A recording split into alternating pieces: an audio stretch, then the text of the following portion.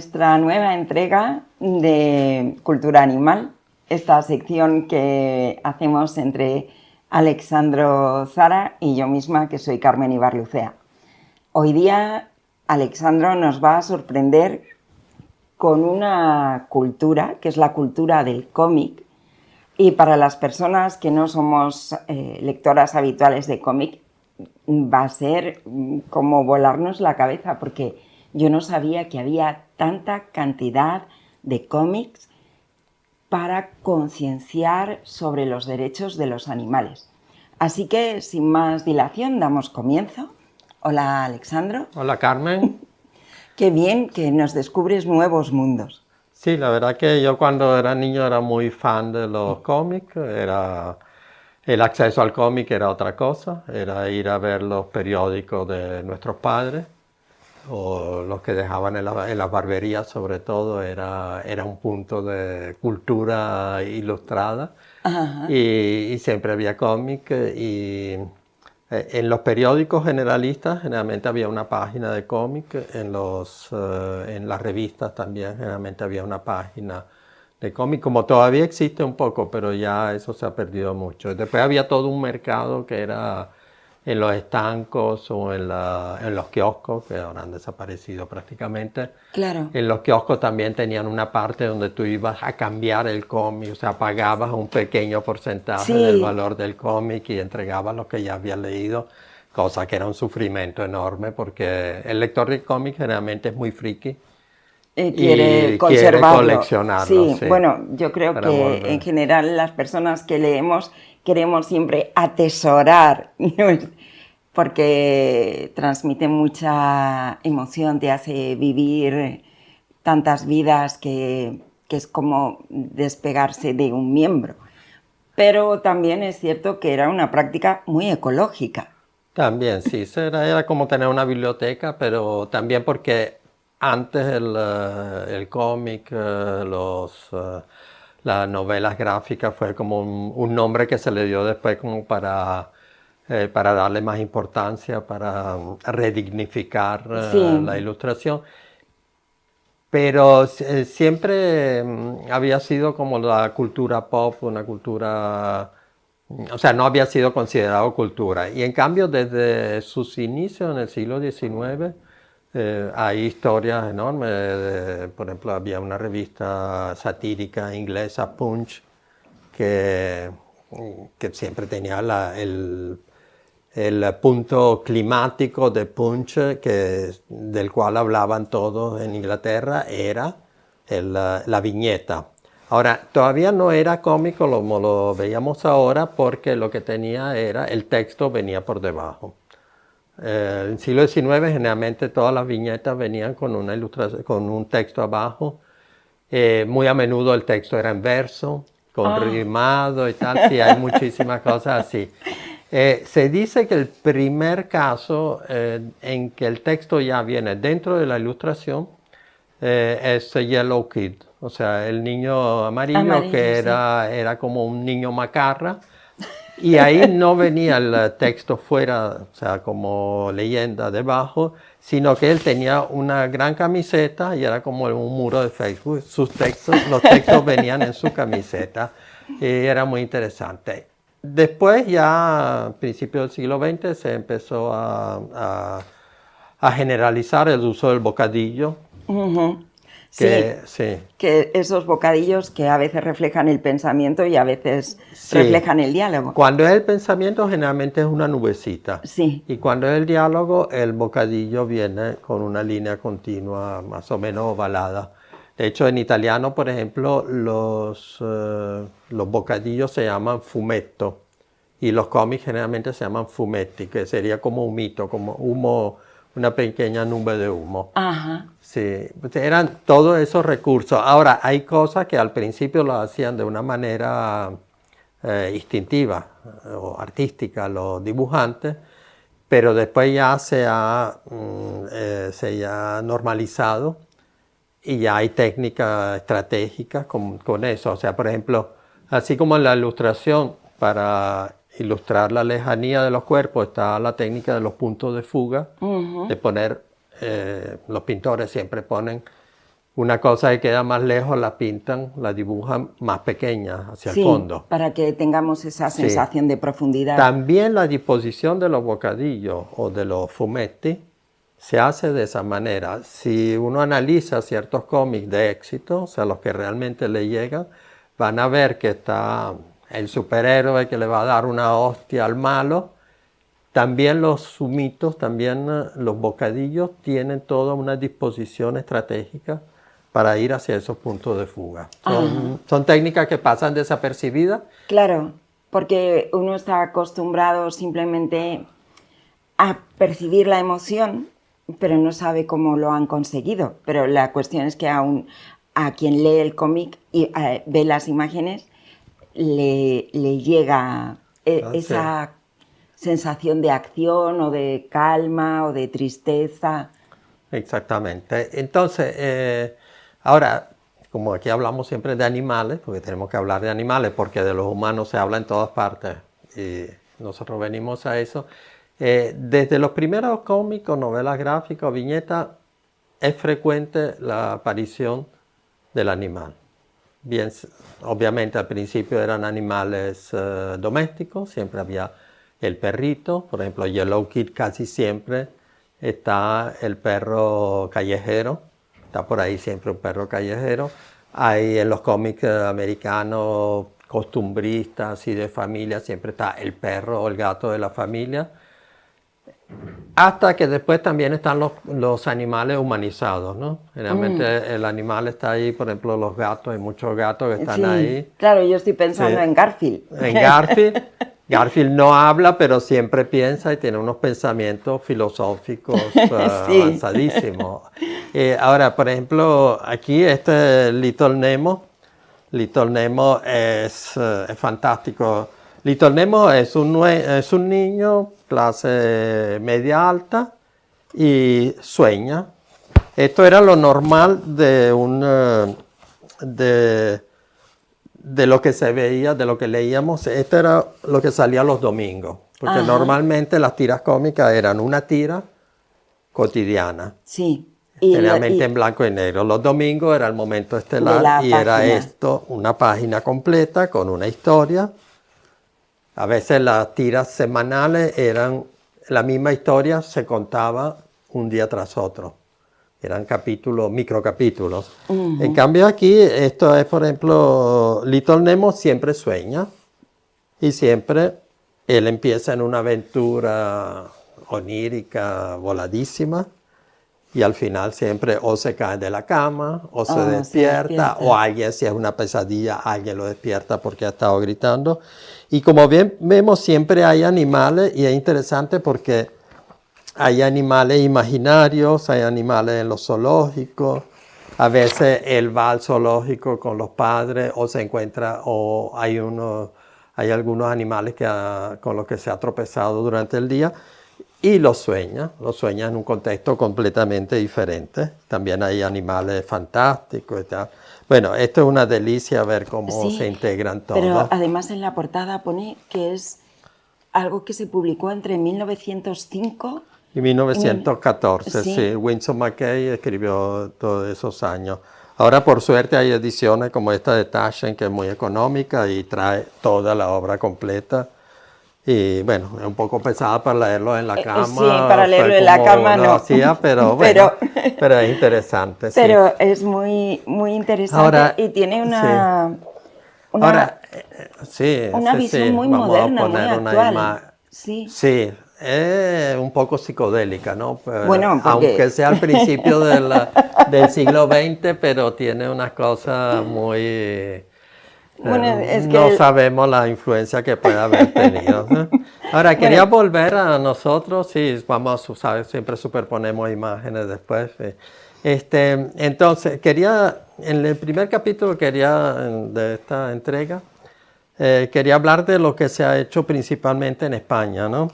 Hay ilustradores, este es Matt, este es un ilustrador, argentino como tantos, ahora es español.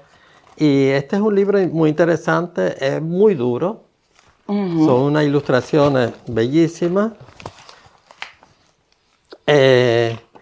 Y no es tanto lo que se considera una novela gráfica o un cómic, pero son ilustraciones con algo de texto. Claro, parece algo como entre álbum ilustrado y cómic, ¿no? Sí, sí, es un ilustrador con un mensaje y un texto. A veces el texto es de algún pensador, de algún escritor, y él lo ilustra y lo reinterpreta. Por ejemplo, este es el funeral del árbol, vienen todos los animales del bosque a darle el pésamo al árbol cortado. Hay algunas imágenes, son muy duras porque a veces, generalmente son por lo menos el pez que está siendo arrastrado a la superficie y el hombre de negocio que está siendo arrastrado al fondo. Sí. O sea, este se suicidó y este ha sido sacrificado por el progreso. Hay animales en el espacio, hay manifestaciones de mascotas, entre comillas, que protestan porque han sido esterilizados. Sí. Esta es muy dura. Sí. Sí. Claro. Los cocodrilos suelen derramar abundantes lágrimas cuando están hartos, de Francisco Caudet Yarza. Entonces se ve un cocodrilo en un bar llorando. Y le dice, ¿no? Raquel, eres tú. Y cosas así. Esta es una edición que hicieron que hizo Matt, es un gran ilustrador. Esta es de 2005, 2006 por ahí, todavía se encuentra mucho. O sea, un siglo después. Ah, sí, de Winsor McCay, claro, sí. Sí, años después. ¿Y qué más nos muestras? Bueno, este otro también ilustrador es Luiso García. Luiso García, bueno, un gran amigo, una persona muy interesante. Él ilustra es ilustrador de varios periódicos digitales. ¿Y lo tienes dedicado? Sí, un gran amigo, sí. Esta fue una edición que hizo él, pero se llama Latido y Latigazo. Y Alambre de Espino. Él saltó así como a la fama porque en Suecia hubo una manifestación neonazi y hubo una chica de color que se llamaba Tess y se le enfrentó. Ahora, es interesante porque la foto de Tess salió a los medios, se vio en todo el mundo, pero el hecho de ser ilustrada, de ya darle colores, o sea, la foto era impactante, la imagen era impactante. Sí. Pero al ser ilustrada por Luiso ya le da otro contexto. Claro, ¿no? le añade más emoción, o sea, es como que es lo que decíamos al principio, que las imágenes tienen un lenguaje emocional que uno a lo mejor no sabe descifrar, pero que te llega. Sí, claro, además que Luiso es un artista actual, yo le pregunté una vez, pero ¿y tus originales cuáles son? Y me dice que el original mío no existe, porque yo lo intervengo manualmente, lo digitalizo, lo modifico digitalmente, lo imprimo, lo vuelvo a modificar. O sea que realmente no hay un original porque pasa a través de el proceso es muchas técnicas. Claro. Sí.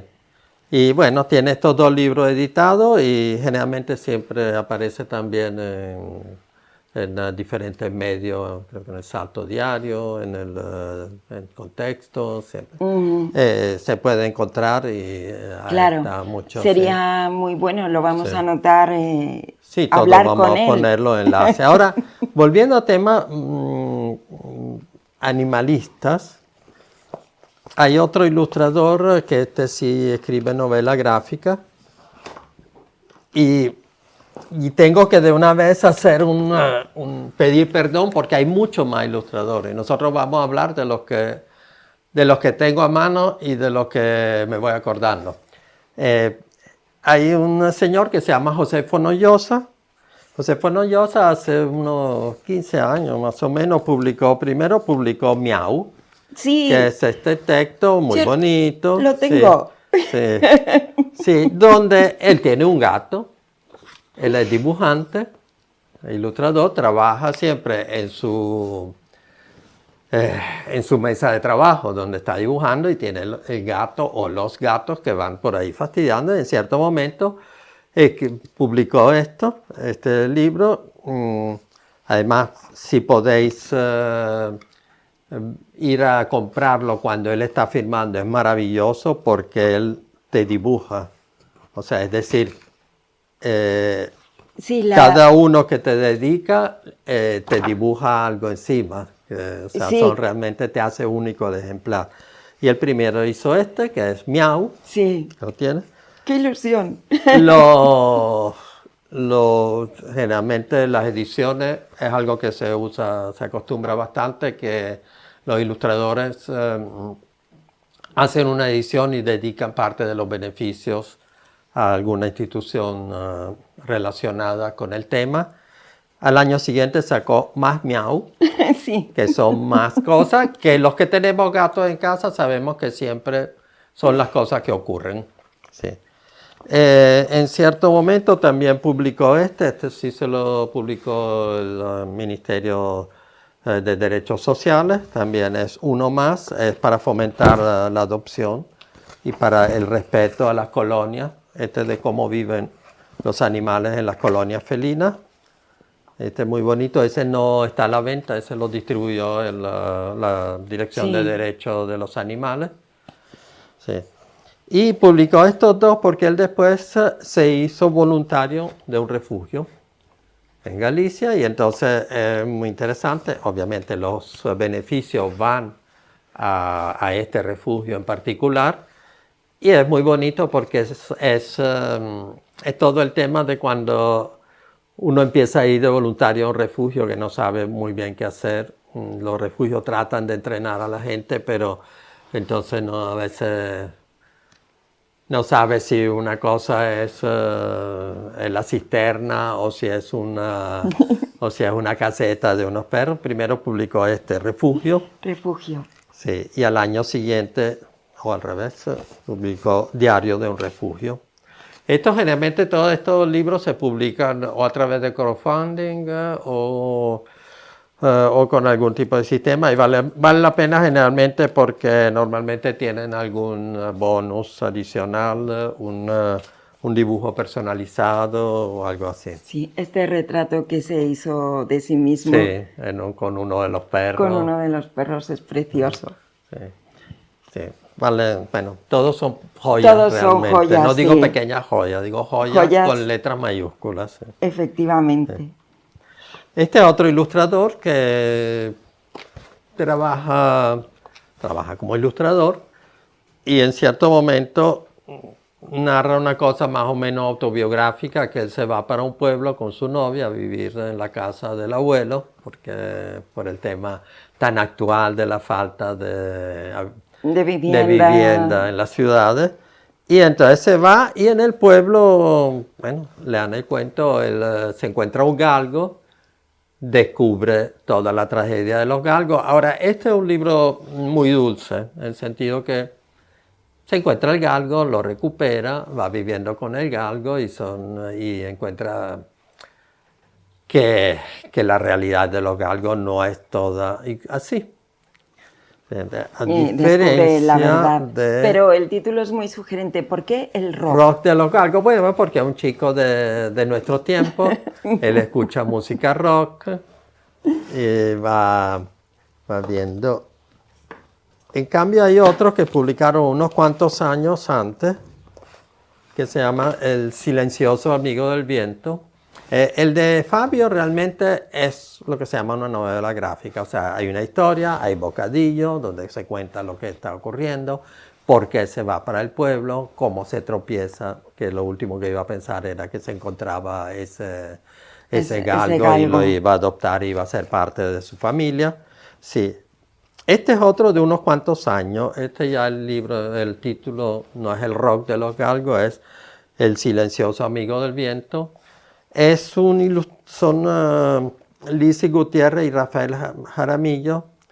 También lo hicieron a beneficio de hecho la editorial se llama El Galgo de Papel.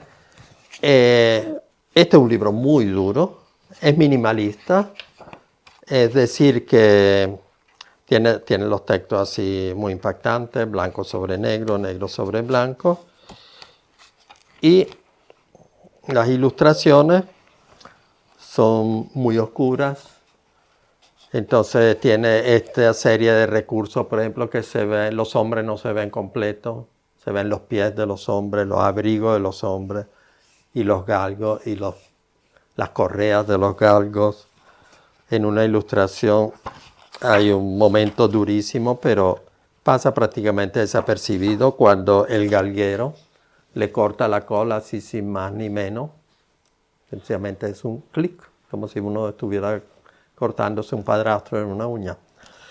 Y las imágenes son muy impactantes. No es una novela gráfica al uso con bocadillo y tal, pero tiene esta perspectiva de la soledad del galgo frente al mundo, etc. Entonces, el libro de Fabio es como mucho más dulce, más amigable, ¿sabes? Este, aunque no parezca, es muy duro. Sí, pero es muy poético. Sí, es mucho más lírico, todas Sí, las cosas, sí. y este juego de usar el blanco y negro también en las páginas negras, páginas blancas, es una Sí, maravilla. sí. Otro libro, este es totalmente diferente, vamos alternando claros y oscuros. Bien. Bueno, de paso este es de Clara Boffi. Esta es una ilustradora italiana que vive aquí en España hace muchos años. Este habla de las hamburguesas y es un libro infantil. Es un libro infantil que, bueno, tienen el perro y el cerdo y un día tienen que llevar el cerdo porque quieren comerse el cerdo. Pero entonces el cerdo y el perro son amigos y se va el perro en lugar del cerdo y hay toda una pequeña tragedia que hay ahí. Pero al final todos están comiendo, vamos a hacer spoilers, no se asusten, terminan comiendo hamburguesas de lentejas ¡Qué ricas! y sobreviven ambos. Sí, y ahí, los dibujos sí. son preciosos, muy alegres. Sí, es un libro infantil realmente sí. para atraer a la gente. Sí. Después hay otro libro que a mí me gustó mucho, que es este de Manuel Martín y Juanma Espinosa. Ellos son dos grandes del mundo del cómic, de la novela gráfica. Y este se llama Una historia de perros viejos. Y parece un western de estos antiguos crepusculares, o sea, donde hay el viejo cowboy, el viejo vaquero que no se sabe bien de dónde viene, pero se ve que tiene toda una tragedia detrás y está como buscando, viene huyendo de un pasado y buscando un futuro. La imagen es así también, es en blanco y negro, muchos claroscuros. Y es un perro que se escapa de casa porque ya no está el niño con el que él jugaba. Entonces se quedó con el padre del niño. Entonces se escapa de casa. En el camino va encontrándose. Primero se encuentra una chihuahua que está perdida. Esa sí se perdió. Él se escapó, pero ella se perdió. Va recordando su pasado como perro de pelea, como perro adoptado. Sí, es toda una historia así y bueno, y a lo largo es como cuando el vaquero se encuentra o a la damisela que está perdida buscando porque tiene que su familia al oeste. Es realmente con el estilo de los western crepusculares de los años 60. No lo de Ringo o de Clint Eastwood, con donde todos son héroes y uno solo mata a 500 malos. Sí. Pero es muy interesante toda la cosa. Y es para proteger, es todo un discurso en contra del abandono de los perros. Sí, también. Y quería concluir el programa de hoy con otros textos que son muy interesantes. Esto vamos a ver, o sea, hay una cosa, muy a menudo hay tanto empresas como ONG, como movimientos sociales, que encargan un texto, un tema. Y esta Dutheil es una empresa francesa que hace muy buen trabajo, así como que puede ser que un día le proponen un texto para promocionar un lanzamiento de una galleta, pero en este caso unas protectoras francesas le encargaron dos libros. Y ojalá le siguieran encargando más, porque la verdad que son muy buenos. Están en castellano. Bueno, falso. El primero estuvo en castellano, yo no lo encontré, está en francés. Es de Yves Renier, el ilustrador, y cuenta la historia de un león de un circo y todo un grupo de activistas que hace todo lo posible para rescatarlo y logran, es el león que vive ahí siendo atizado constantemente por el supuesto domador de leones. Y a lo largo del cuento, esto lo vemos después, el domador a lo largo del cuento, pero en cierto momento también están todos los animales maltratados en los circos, refleja muy bien eso. Y al final logran rescatar, los activistas logran rescatar al león y al final logran llevarlo a un santuario de animales. Sí, me gusta mucho que hace referencia a la libertad, porque sí. después al final el león termina en un santuario, termina reintroducido en la naturaleza. Que en Francia todo esto de los 3 valores de la revolución aplicados también a los animales. Claro, sí. Este está en castellano, ojalá se fuera más disponible. Es una historia de un típico señor francés que se ha hecho amigo de unos andaluces y entonces, fascinado por la cultura española, se va para Andalucía. Y en Andalucía le hablan de la gastronomía, le hablan del arte, todas esas cosas, y de algo inevitable, que es la esencia supuestamente para ellos, que es la esencia de los españoles, que es... Entonces ellos son gran amigos y lo llevan a ver una corrida. Ellos quedan horrorizados por eso y van viendo cómo pueden hacer y hacen contacto. Y uno de los contactos es una conocida actriz que está todo autorizado por los personajes. O sea, hay personajes ficticios, imaginarios, y otros. Entonces, claro, sí, yo te la he señalado. Sí, por aquí está. Es Rosy de Palma, que para muchos es sencillamente es muy divertido porque sale aquí cocinando y tal, recibe la llamada y le dice, oye, ¿qué podemos hacer? Que van a llevarse a este toro, que lo vemos todos los días aquí en la dehesa y lo van a llevar para la corrida. Entonces también ahí se mueven mucho. Rosy llama a un amigo de ella, que es el cantante Renaud, que también es un conocido antitaurino. Y bueno, y logran llevarse al toro, se lo logran llevar, se lo llevan a Francia y lo tienen allá también en un santuario. Y bueno, es muy bonito toda esta historia, ¿no? Al final salen 2 páginas, donde hacen ver la brutalidad de las corridas, ¿no? Sí, y bueno, este último, aunque este no es de aquí, no es de español, es de Steph. Steph es una activista, además de su trabajo como ilustradora, es también sobre la corrida. Y publicó este cuento, es sobre toda la realidad. Este es un libro infantil también, para ver lo horrible. Steph es de la lucha anticorrida, tanto ella como su esposo. Y entonces hay todo un análisis de la corrida, se ve todo, las tierras taurinas. Hablan de los taurinos también. Y de una manera muy graciosa, pero siempre con un tira y encoge, hacen ver lo que es la corrida. Bueno, y yo creo que por hoy hemos mareado bastante, ya tú estás demasiado cargada con todos los libros. Mira todo. Creo que los vamos a volver a poner aquí. Sí. Y vamos a hablar de otras cosas en nuestro próximo programa.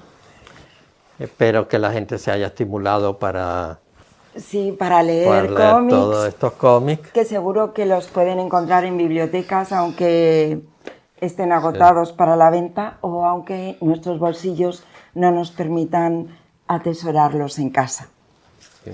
Bueno, Pues un placer aprender contigo y contigo y muchas gracias.